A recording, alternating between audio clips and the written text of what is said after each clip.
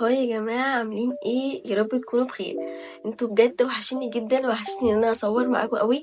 ولكن انا الفترة الاخيرة كان عندي كم احباط مش طبيعي بسبب الاسعار. انا طبعا كنت وعدكم من مده ان انا هقول لكم بقى على الاماكن اللي هنجيب منها لبس وبتاع. ولكن بعد بقى ما عملت الفيديو ده والحماس اخدتني، لقيت ان انا الاسعار بجد مش طبيعيه، وانا قلت لا اكيد مش هقول لكم على اسعار كده، يعني لان انا اصلا مش هشتري بالاسعار دي. لانه الاسعار حاجه قدام الحاجه اللي انا بشتريها، لا هي ما تستحقش كل السعر ده. ولكن النهارده انا جبت لكم مفاجاه. في البداية احب بس ان انا اعتذر عن زاوية التصوير دي، عشان انا عندي مشكلة كده في الاضاءة والزاوية وكده، ولكن المرة الجاية ان شاء الله هتعدل. بصوا يا جماعة، انا جربت لوكال براند اول مرة في حياتي. في حاجات طبعا كانت عجباني وحاجات تانية لا طبعا، يعني بعد ما جبتها ولبستها مرة واتنين وكده لقيت الحاجات وبرت، وانا اصلا ما بحبش ان انا حاجة تكون موبرة.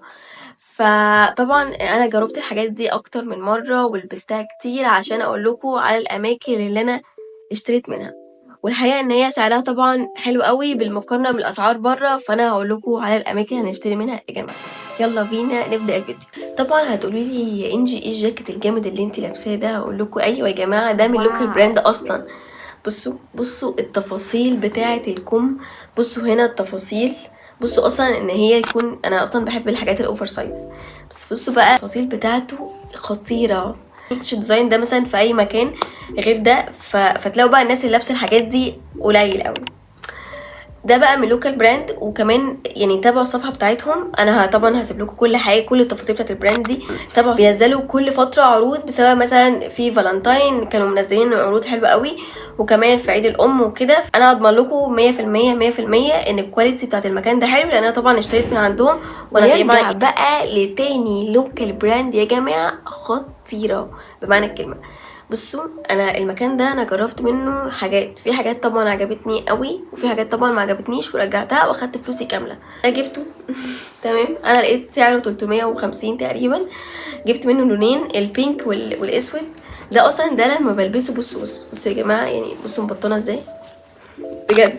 ده اساسا لما بلبسه انا بلبس تحته صيف، اللي هي مثلا بتسافر وكده، ده هيكون مناسب جدا ليهم. بصوا هو الطول بتاعه قصير شويه طبعا، عشان ده كان غالبا ده كان سمول او اكس سمول.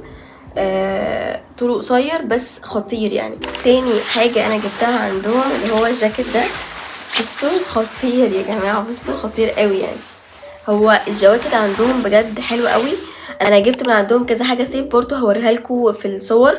خطيره يعني الكواليتي بتاعتهم. في الصيف مثلا مش احسن حاجه قوي، بس بالنسبه للفلوس اللي بتدفع لا، يعني ممكن تلبسوها مثلا في المصيف، هيبقى حلو قوي ومناسب. تعالوا دلوقتي لتالت حاجه انا جبتها. طبعا انا حبيت البس لكم الجاكيت عشان اوريكم ان هو قد ايه تحفه يا جماعه. بصوا يعني بالظبط زي اللي كان موجود في برشكا، وكان عاجبني يعني. بصوا